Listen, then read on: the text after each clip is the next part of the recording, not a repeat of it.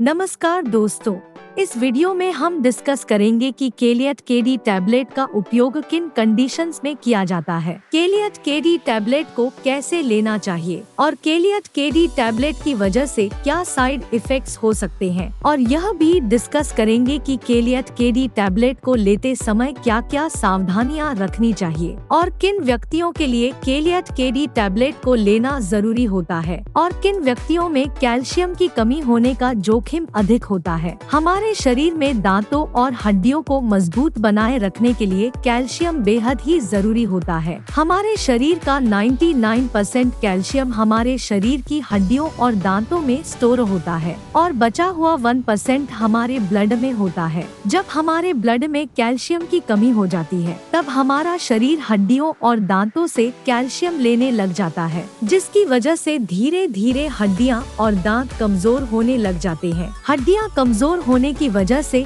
हड्डियों में हल्की सी चोट या गिरने की वजह से भी फ्रैक्चर हो सकता है। कैल्शियम की कमी की वजह से दांतों की जड़ें कमजोर हो जाती है और दांत भंगुर होकर टूटने लगते हैं और छोटे बच्चों में कैल्शियम की कमी होने पर उनके दांतों को निकलने में देरी हो सकती है या लंबा समय लग सकता है। बच्चों में कैल्शियम की कमी लंबे समय तक रहने पर उनकी हाइट भी कम रह सकती है। कैल्शियम की कमी की वजह से बच्चों में रिकेट्स हो सकता है और अडल्ट्स में ऑस्टियोमलेशिया और ओस्टियोपोरोसिस होने का रिस्क अधिक हो जाता है। ओस्टियोपोरोसिस एक हड्डियों का रोग है जिसमें हड्डियां बहुत ही कमजोर व अंदर से खोखली हो जाती है, जिसकी वजह से हड्डियों में हल्की सी चोट या गिरने की वजह से भी फ्रैक्चर हो सकता है। शरीर में कैल्शियम की कमी होने पर शरीर की हड्डियों और जोड़ों में दर्द रहने की समस्या भी हो सकती है। कैल्शियम के साथ विटामिन डी भी लेना जरूरी होता है। शरीर में विटामिन डी की कमी होने पर भी कैल्शियम की कमी हो सकती है, क्योंकि विटामिन डी शरीर में कैल्शियम के अवशोषण में मदद करता है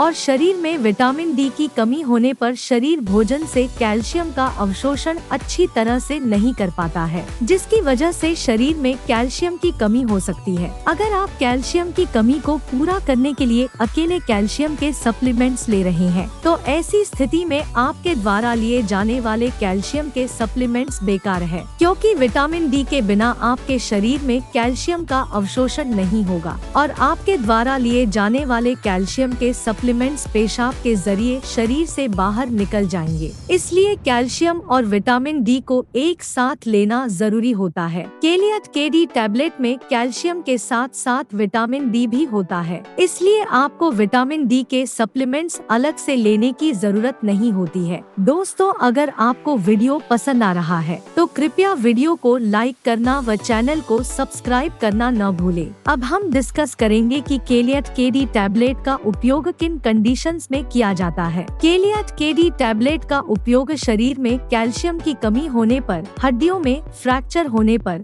रूमेटॉइड अर्थराइटिस और ऑस्टियोआर्थराइटिस होने पर, शरीर के जोड़ों, हड्डियों व मांसपेशियों में दर्द होने पर, न्यूरोपैथिक दर्द होने पर यानी नसों का दर्द होने पर, डायबिटिक न्यूरोपैथी होने पर, गर्भवती महिलाओं और स्तनपान करा रही महिलाओं के लिए ऑस्टियोपोरोसिस होने पर, ऑस्टियोमलेशिया या रिकेट्स होने पर, शरीर में न्यूट्रिशन की कमी होने पर, शरीर में दांतों, जोड़ों और हड्डियों को स्वस्थ बनाए रखने के लिए, और जो व्यक्ति मिर्गी या दौरों की दवाइयां ले रहे हैं जैसे फेनोबार्बिटल फेनिटोइन, उन व्यक्तियों को भी डॉक्टर केलियट केडी टैबलेट को लेने की सलाह दे सकता है। अब हम डिस्कस करेंगे कि किन व्यक्तियों में कैल्शियम की कमी होने का जोखिम अधिक होता है और किन व्यक्तियों को केलियट केडी टैबलेट को लेने की जरूरत पड़ सकती है। जो व्यक्ति शुद्ध शाकाहारी डाइट लेते हैं और दूध, दही जैसे डेयरी प्रोडक्ट्स का सेवन बहुत कम मात्रा में करते हैं, ऐसे व्यक्तियों में कैल्शियम की कमी होने का जोखिम अधिक होता है। इसलिए ऐसे व्यक्तियों को केलियट केडी टैबलेट को लेने की जरूरत पड़ सकती है। महिलाओं में मेनोपॉज के बाद एस्ट्रोजन हार्मोन का प्रोडक्शन कम हो जाता है, जिसकी वजह से महिलाओं में मेनोपॉज के बाद कैल्शियम की कमी बहुत जल्दी होती है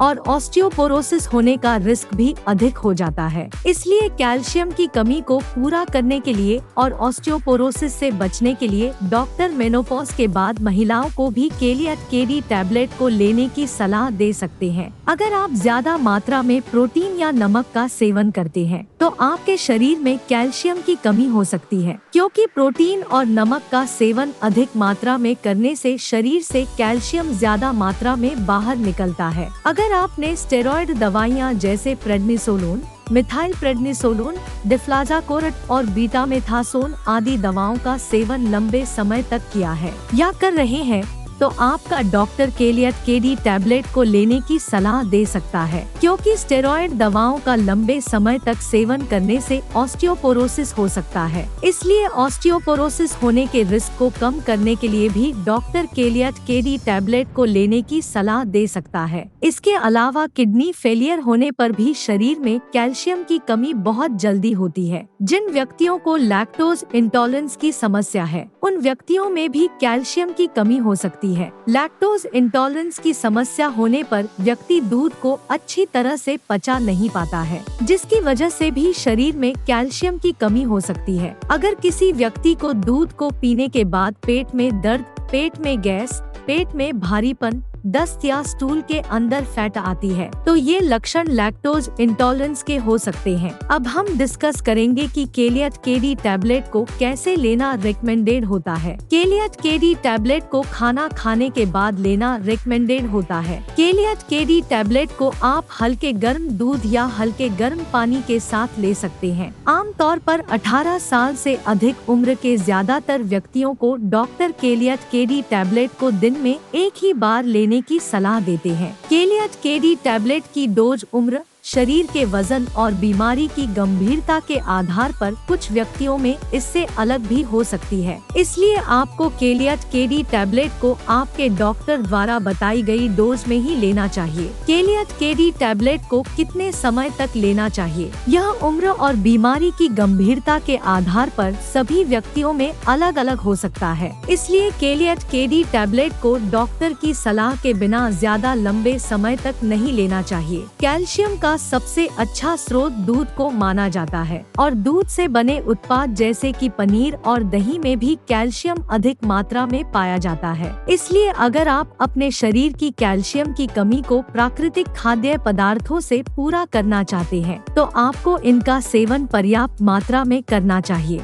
1 लीटर दूध में लगभग 1300 mg कैल्शियम होता है। अगर कोई व्यक्ति या बच्चा प्रतिदिन 1 लीटर दूध को 2 भागों में बांटकर सुबह शाम पी लेता है तो उसमें कैल्शियम की कमी नहीं होती है। इसके अलावा मूंग दाल, बादाम, नारियल, सोयाबीन, आम, संतरा और आंवला भी कैल्शियम से भरपूर होते हैं। इसलिए इनका सेवन आपको भरपूर मात्रा में करना चाहिए। साइड इफेक्ट्स की बात करें तो वैसे तो केलियट केडी टैबलेट एक बहुत ही सुरक्षित दवा है और ज्यादातर व्यक्तियों में केलियट केडी टैबलेट की वजह से कोई साइड इफेक्ट्स नहीं होते हैं। लेकिन अगर आप केलियट केडी टैबलेट को रिकमेंडेड डोज से ज्यादा डोज में लेते हैं तो इसकी वजह से ब्लड में कैल्शियम का लेवल ज्यादा हो सकता है, जिसको हाइपरकैल्सीमिया भी कहते हैं। शरीर में कैल्शियम का स्तर ज्यादा होना भी नुकसानदायक होता है। कुछ रिसर्च में यह पाया गया है कि ब्लड में कैल्शियम का लेवल ज्यादा होने से दिल से संबंधित रोग होने का रिस्क अधिक हो जाता है। किडनी में पथरी होने का रिस्क भी अधिक हो जाता है। इसलिए डॉक्टर की सलाह के बिना केलियट केडी टैबलेट को ज्यादा डोज में या ज्यादा लंबे समय तक लेने से बचना चाहिए। अब हम डिस्कस करेंगे कि केलियट केडी टैबलेट को लेते समय क्या क्या सावधानियां रखनी चाहिए।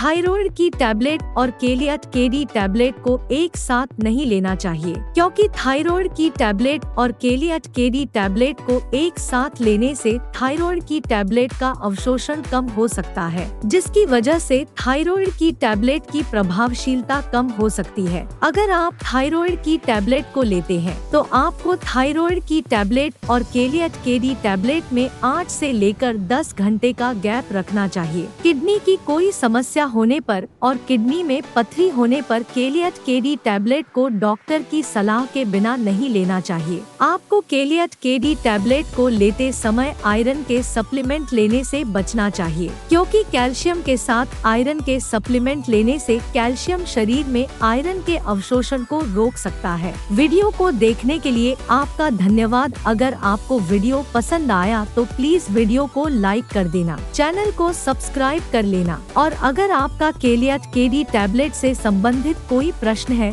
तो आप कमेंट करके पूछ सकते हैं।